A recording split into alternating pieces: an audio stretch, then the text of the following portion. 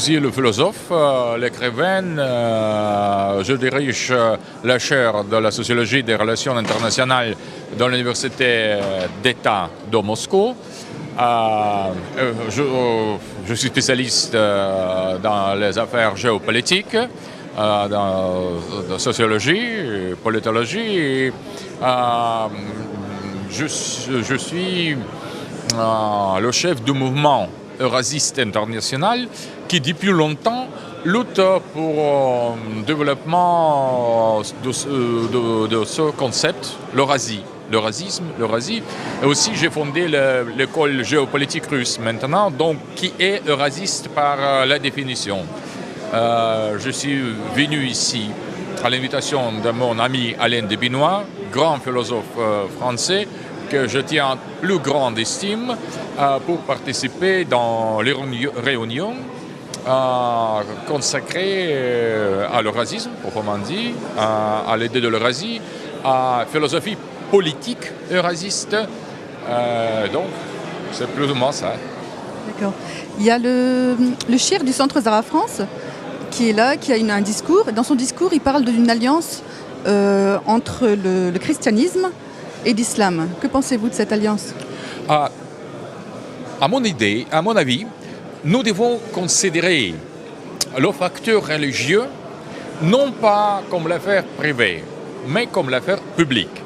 Parce que nous avons les idées de la société et de l'homme qui dépendent des sociétés et des contextes culturels. Par exemple, pour les chrétiens orthodoxes, la foi chrétienne orthodoxe, ce n'est pas l'affaire purement personnelle, c'est l'affaire collective.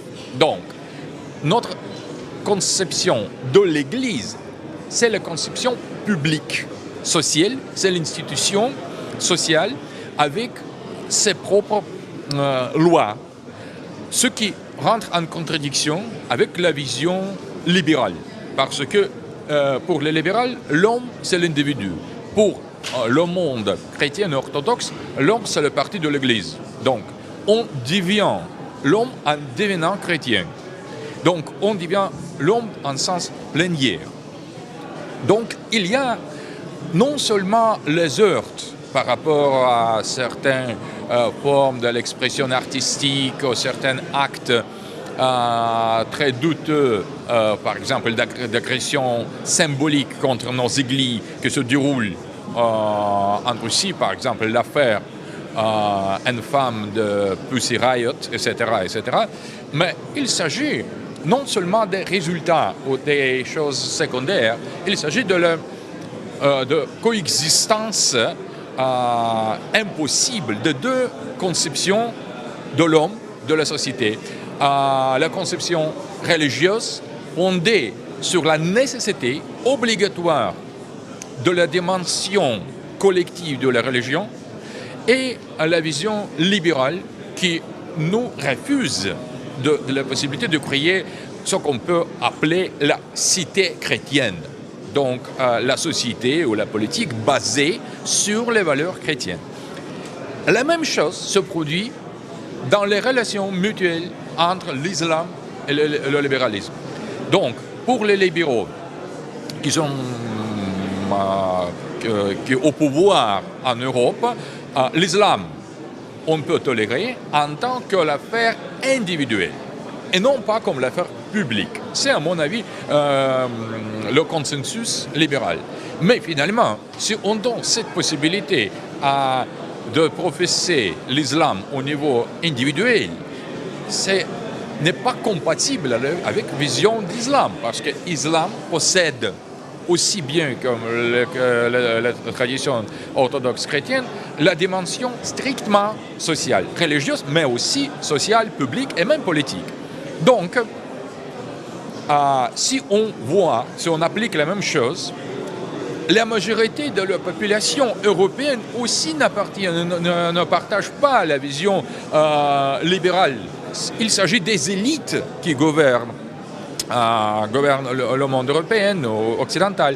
Et donc, nous considérons, nous autres, les eurasistes, que la tactique de susciter la haine pour l'islam.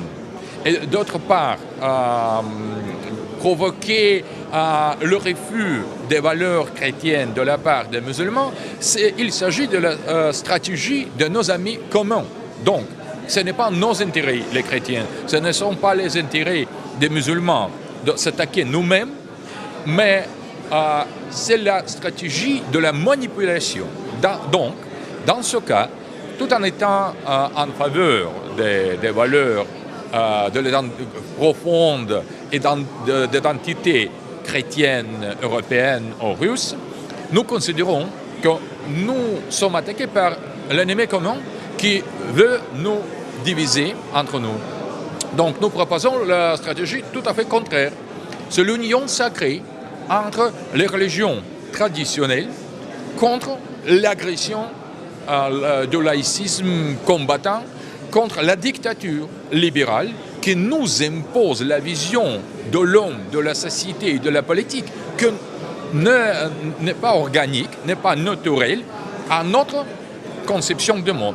Donc, si on acte chacun à son compte, on toujours sera divisé. Par exemple, le gouvernement oligarchique et libéral peut toujours utiliser les chrétiens identitaires contre les musulmans contre les identitaires chrétiennes pour mieux instaurer le régime qui ne correspond pas ni aux intérêts des musulmans ni aux intérêts des chrétiens. Donc, nous proposons la stratégie tout à fait opposée. Nous proposons créer le front commun des gens traditionnels, des gens qui appartiennent à la tradition musulmane ou chrétienne, pour réorganiser la société sur les principes différents. Nous sommes les membres de la société, nous sommes libres et nous devons utiliser notre liberté maintenant pour n'être pas en même temps les victimes de cette manipulation. En Russie, il y a la grande tradition de la coexistence pacifique entre les chrétiens et les musulmans, non pas au sens de la tolérance, parce que la tolérance, c'est une différence. On comprend l'un l'autre. Donc, il y a la grande histoire de la coexistence de deux civilisations, islamiques et chrétiennes orthodoxes, dans notre pays, sans jamais provoquer les conflits. Donc, c'est possible pendant les centaines des années sans aucun conflit. Et donc, si au lieu de nous imposer l'idée de la tolérance libérale qui ne marche pas, même en Occident, il faut faire le contraire. Nous proposons aux Européens de s'intéresser de l'expérience historique et sociale russe, de la société russe, qui était fondée sur compréhension mutuelle des traditions islamiques et musulmanes. C'est donc, en quelque sorte, aussi on peut considérer l'eurasisme. C'est l'idée de la création de l'alternative par rapport au libéralisme, mais non pas se basant sur une seule religion ou un seul pays ou une seule société, mais c'est l'invitation de créer le front commun des gens qui pensent autrement par les procédures démocratiques, intellectuelles, ouvertes, par les débats, par l'exposition de nos visions, attaquer les libéraux qui veulent instaurer leur dictature d'une manière, à mon avis, totalement incompatible avec la démocratie. C'est les double standards politiques, la politique des standards doubles. Donc, je crois que pour ça, nous devons créer le discours dans lequel pourraient éventuellement inscrire les représentants des traditions différentes. Par exemple, le musulman, les chrétiens, les représentants de la droite ou de la gauche qui refusent le libéralisme dominant, logiquement, peuvent être le membre de ce front eurasien. Et si on joint les efforts, on peut arriver à un résultat même politiquement très concret, parce que on est faible quand on est séparé, quand on est divisé. Si on crée l'espace commun de compréhension mutuelle, on peut arriver au résultat extrêmement important. Et je crois qu'en Russie maintenant, qui est regardée par l'Occident, par les États-Unis comme pays anormal, parce qu'elle n'était pas strictement libérale, moderniste au sens de l'Occident moderne, on voit beaucoup de choses très positives dans ce cas aussi parce que la Russie insiste sur la souveraineté, sur l'indépendance, sur la stratégie indépendante par rapport aux États-Unis d'Amérique, au gouvernement oligarchique libéral.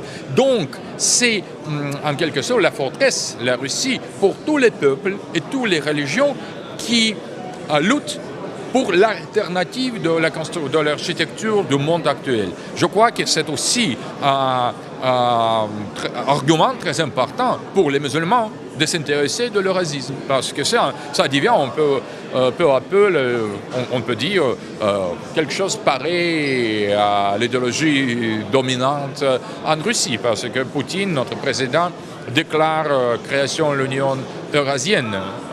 Et donc je crois que ce n'est pas les mots vides, il y a les actions concrètes politiques qui suivent certains slogans, certaines idées eurasistes.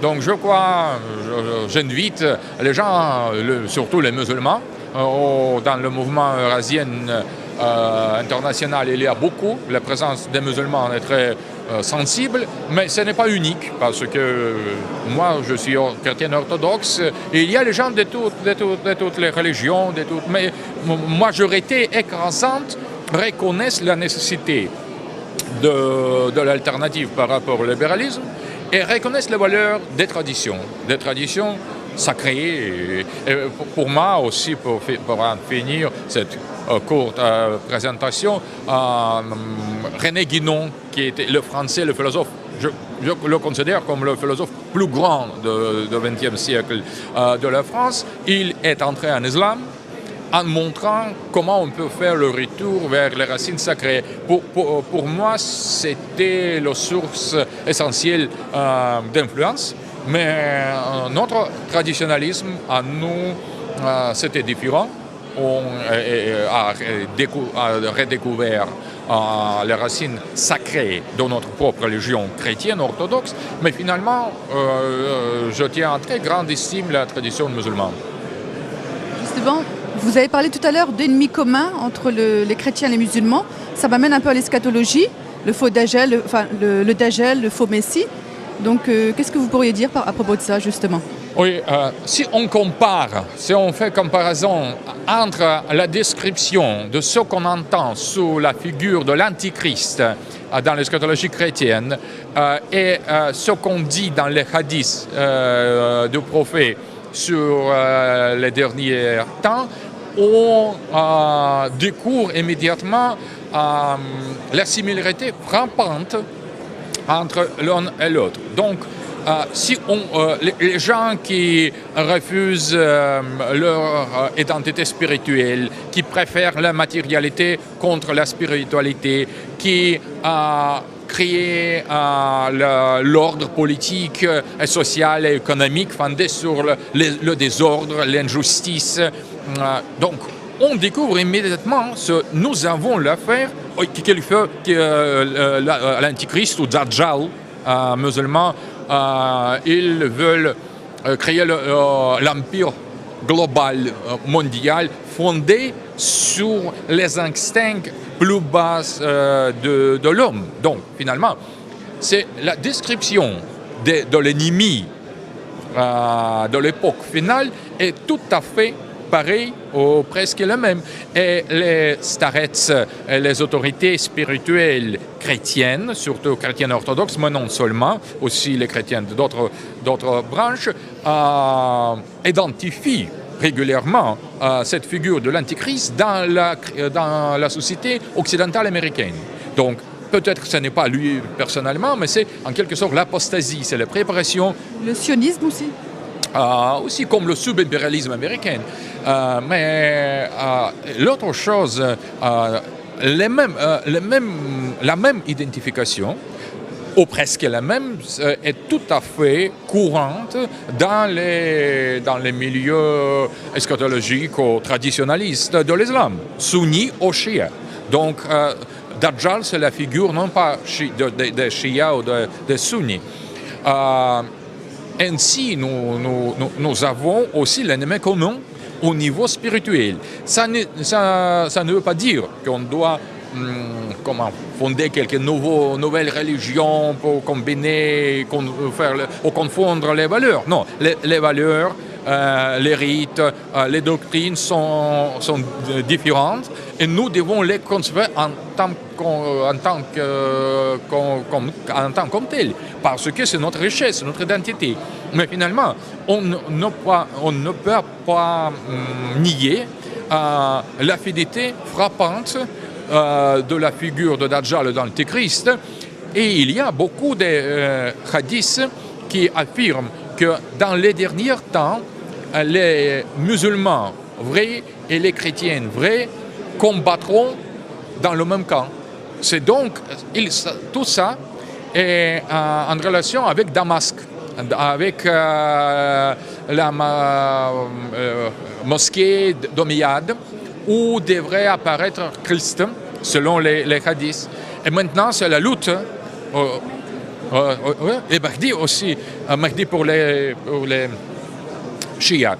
Mais finalement, les hadiths sont universellement acceptés. Je crois que maintenant, on est dans l'époque eschatologique et nous, de notre côté, du côté chrétien, du côté russe, nous considérons les États-Unis comme le terrain, la société de la préparation de l'apparition de l'Antichrist. C'est presque la même chose pour les courants, certains courants islamiques qui font l'application des prophéties anciennes, traditionnelles, pour comprendre la réalité actuelle, contemporaine.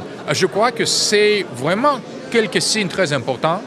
Et nous devons développer cette affinité et nous devons aussi comprendre l'islam mieux pour que les musulmans aussi puissent comprendre mieux les chrétiens. Parce qu'on a toujours les images défigurées des autres et finalement, il ne s'agit pas de ce que nous devons résigner à notre identité religieuse, pas du tout, mais finalement, comprendre, ce n'est pas accepter totalement ou perdre notre propre identité. Une dernière question. J'ai l'impression qu'ici en France, les chrétiens perdent de la ferveur chrétienne. Donc les églises se vident. Pouvez-vous me donner une raison ? Je crois que finalement l'Église catholique, l'Église occidentale, à partir de certains moments, a fait le pacte, a décidé de s'adapter à la modernité. Mais la modernité était basée et est basée sur les principes antichrétiens. Donc, on ne peut pas être avec le Christ, avec son ennemi. On ne peut pas s'adapter au système directement antichrétien. Si on commence ce chemin-là, finalement, on finit par perdre la vigueur. C'est pourquoi beaucoup des Européennes qui cherchent la spiritualité préfèrent entrer en islam. Par exemple, j'ai beaucoup les amis, les Européennes identitaires, qui sont par exemple, Cheikh Abdulwahid Pallavicini, Omar Amin, Claudio Muti, les Italiens, mais aussi les autres, qui préfèrent d'entrer en islam pour défendre l'identité européenne. Mais je crois que c'est probablement la faiblesse et le compromis de l'Église catholique qui a choisi d'adopter à la modernité. Et l'islam actuellement lutte contre la modernité, insiste sur ces principes malgré certaines pressions de lobby global. C'est pourquoi, à mon avis, la vigueur d'islam et la conservation de l'identité spirituelle attire les gens. Mais je crois que peut-être en Europe, dans les situations eschatologiques, il y aura l'éveil de l'esprit chrétien parce que les valeurs chrétiennes sont très profondément enracinées dans l'âme européenne. On ne doit pas négliger cet aspect. Je crois que l'islam, les musulmans qui vivent en Europe ou habitent en Europe, doivent comprendre aussi ce niveau de l'âme européenne pour mieux comprendre l'ambiance. Parce que quand ça apparaîtra, il faut être préparé. Parce que je crois que l'esprit chrétien, peut-être dans certaines formes nouvelles, va revenir en Occident. Parce que cet esprit chrétien dort, mais n'est pas mort pour l'instant. Je crois, parce que c'est impossible, c'est une situation pénible, mais finalement parce que la modernité et le libéralisme ont enraciné les peuples européens. Mais leur identité profonde est toujours là. Et je crois qu'il est nécessaire de créer quelque chose, non pas au niveau des libéraux qui nous proposent de se résigner de nos racines pour créer la société absolument intolérante, basée sur les valeurs de tolérance absolue, etc., etc. Mais il faut lancer le dialogue entre les musulmans européens et les chrétiens européens pour défendre la tradition différente dans chaque cas, mais contre l'ennemi commun. Donc ça serait la solution très importante aussi pour prévenir la stratégie de notre ennemi commun. Parce que si on ne sait pas, si on réussira d'opposer les traditionalistes musulmans aux traditionalistes chrétiens, ça sera la fin. Donc ça sera la victoire de notre ennemi. Je crois que tous les musulmans intelligents doivent le comprendre et créer, imaginer certaines stratégies de compréhension mutuelle sur la base des valeurs traditionnelles pour de toutes deux religions. Au nom du Centre Zara France, je vous remercie et pardon d'avoir pris un peu de votre temps. Je vous remercie beaucoup. Merci, M. Douguin. Merci.